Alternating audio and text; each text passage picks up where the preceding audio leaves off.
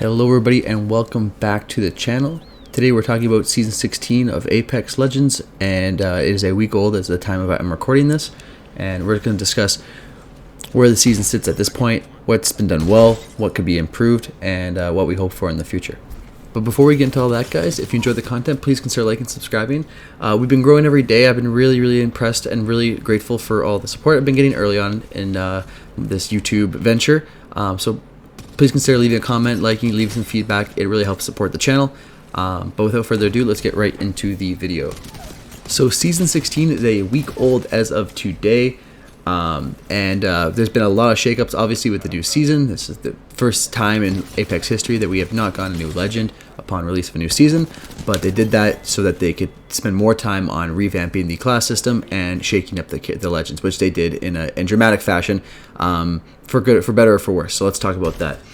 So the pick rates for all the characters has changed pretty dramatically this season so far, but there are some things that are still pretty consistent, especially in the new class system, that I wanted to address because I think it's an issue that Apex is starting to notice. And if you look at the number of characters for certain classes, you kind of understand how they've been releasing characters, because I think they know that there's a bit of a problem, and rather than trying to find a creative solution, they've been kind of just adding more characters for those classes because they know they're going to be played more and more popular, which helps them with revenue, obviously.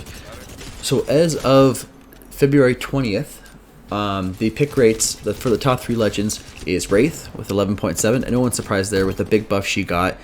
She is definitely back in the meta for sure. Octane is still high at 11.2%, and Pathfinder with his buff is now at 10.9%, just under 11%. So those 3 legends make up about 33% of all pick rates in Apex Legends across the board, ranked or otherwise.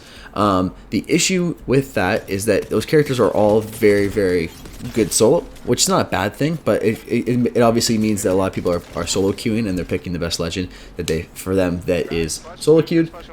But the real issue is that the Skirmisher class, which is made up of 6 legends, makes up the top 6 of the top 10 for pick rate, where if you look down to Control, which is one of the new classes they added for Caustic, Watson, Rampart, and Catalyst, all those legends are well below average. I don't think there's a single legend from the Control class that is above 3%. I think the highest is Watson at 2.4%.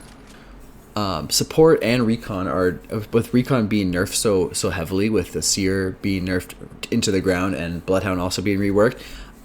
Recon is also a class that is well in the low pick rate stance. Bloodhound being the only one that cracks the top 5 at 7.6%. The issue obviously is that the diversity for team compilation is very lopsided, right? You have a lot of people playing Assault, a lot of people playing Skirmisher, and the reason for that obviously is, again, it lends to solo queuing, because you don't rely on your teammates as much. You have that mobility, so you can get in and out on your own, and it's just not great for the game, in my opinion, because first of all, those legends don't get any attention from the developers, which is really frustrating for if you're someone that mains one of those legends. But also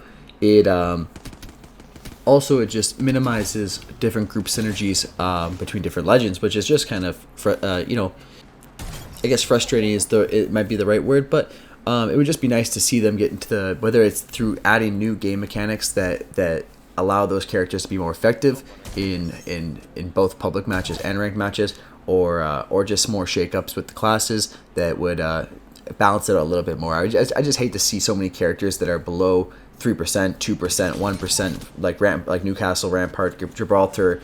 None of those characters even crack 2%.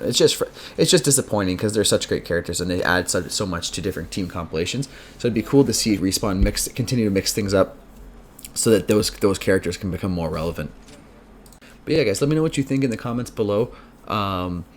Do you think that the new classification system is working for Apex? Do you think it's good for the game? I know that there are certain content creators that are disappointed with a few of the different nerfs and buffs that they've added so far. So what would you guys like to see them rework over the course of this season? And what are you guys hoping for Season 17? Let me know down below. But until next time, guys, thanks for watching. And don't forget to check out Azazel's channel as well as Javi's channel. They're both going to be linked in the description below, as well as in the comment section. But until the next time, guys, take care.